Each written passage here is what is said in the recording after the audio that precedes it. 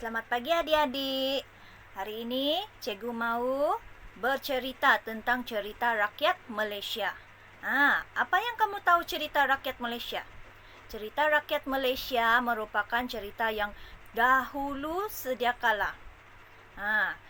Cerita yang dulu-dulu, yang adik-adik belum lagi lahir.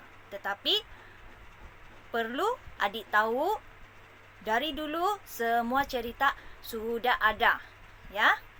Okey. Hari ini cikgu mau ceritakan tentang Mat Jenin. Siapa ini Mat Jenin? Mat Jenin adalah seorang pemuda yang tinggal di kampung. Dia seorang yang rajin, tapi dia merupakan seorang yang suka berangan-angan. Itulah orang kampung kenal Mat Jenin yang suka berangan-angan. Tetapi dia rajin, ya. Okey, mari kita tengok. Di sini ada cerita dia, okey? Okey. Pada zaman dahulu,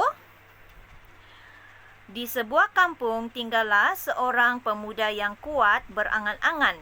Namanya Mat Jenin. Mat Jenin. Ini adalah Mat Jenin, ya. Okey.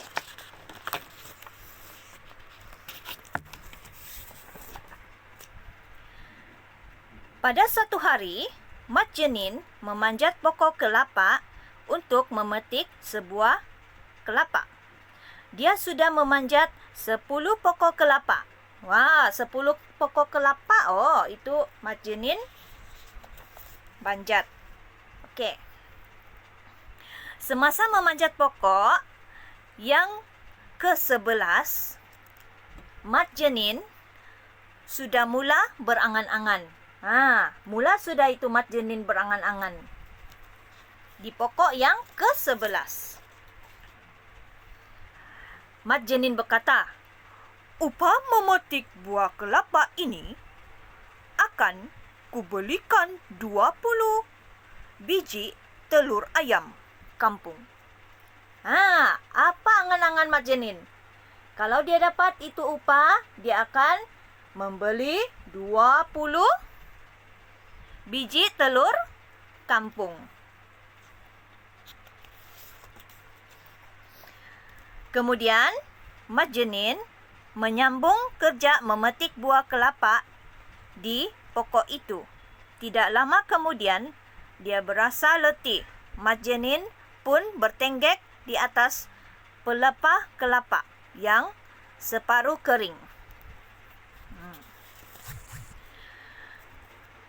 Selepas itu, Mat Jenin berangan-angan lagi. "Upah memetik buah kelapa ini akan kubeli 20 biji telur ayam kampung." Sekali lagi Mat Jenin berangan-angan. Mat Jenin terus menyambung angan-angannya.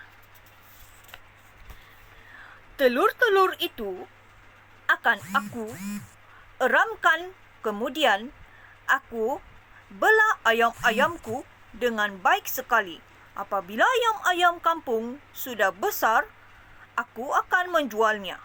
Wang jualan ayamku akan kubeli beberapa ekor kambing," kata Mat Jenin.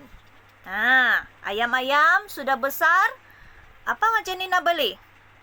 Nak beli kambing. Okey? Beli kambing.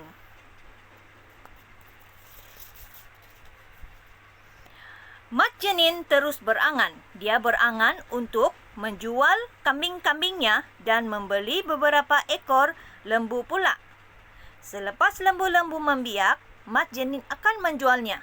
Selepas membeli 20 biji telur, ayam itu dieramkannya. Itu telur kan? Lepas tu dia akan beli kambing. Lepas beli kambing, dia akan menjual kambing itu dan membeli kerbau. Bukan kerbau, lembu. Ya, lembu. Membeli lembu. Okey? Mat Jenin terus berangan. Dia berangan untuk menjual kambing-kambingnya dan membeli beberapa ekor lembu. Selepas menjual lembu, apa lagi? Wang jualan lembu itu akan dibelinya beberapa ekor kuda. Kuda itu akan ditunggangnya semasa membawa lembu-lembu meragut rumput di padang. Mat Jenin terus berangan lagi. Dia berangan-angan, bersiar-siar dengan menunggang kudanya. Kuat betul dia berangan-angan, kan? Mat Jenin menjemput Tuan Putri menunggang kudanya. Tuan Putri bersetuju untuk menunggang kuda bersama Mat Jenin. Menunggang kuda. Dia menjemput Tuan Putri pula. Tuan Putri meminta Mat Jenin memacu kuda dengan lebih pantas. Oleh sebab laju pantas, kudanya tersalah lompat, lalu terjatuh ke dalam perigi buta. Tuan Putri menyuruh Mat Jenin lebih laju, lebih pantas menunggang kuda. Ketika itulah Mat Jenin tersedar bahawa dia sebenarnya terhenjut-henjut di atas pelepah kelapa. Mat Jenin terkejut apabila badannya melayang di udara. Dia tersedar sudah. Mat Jenin sedar sudah, kan? Okey, akhirnya Mat Jenin mendarat ke tanah dengan kedua-dua kakinya tercengkap. Dia terjatuh. Orang kampung teropong melihat kejadian itu. Mat Jenin hanya mampu tersenyum. Orang kampung menyindirnya kerana kuat berangan-angan. Orang kampung menyindir Mat Jenin. Mereka sebab orang kampung sudah tahu Mat Jenin merupakan seorang pemuda yang kuat berangan-angan, kan? Okey, pengajaran dia. Pengajaran daripada cerita itu tadi ialah janganlah kuat berangan-angan. Jika kita ingin sesuatu, kita hendaklah berusaha dengan gigih. Usaha yang gigih dapat membawa kejayaan, sedangkan angan-angan kosong tidak memberi kita apa-apa hasil. Adik-adik, jangan kuat berangan-angan.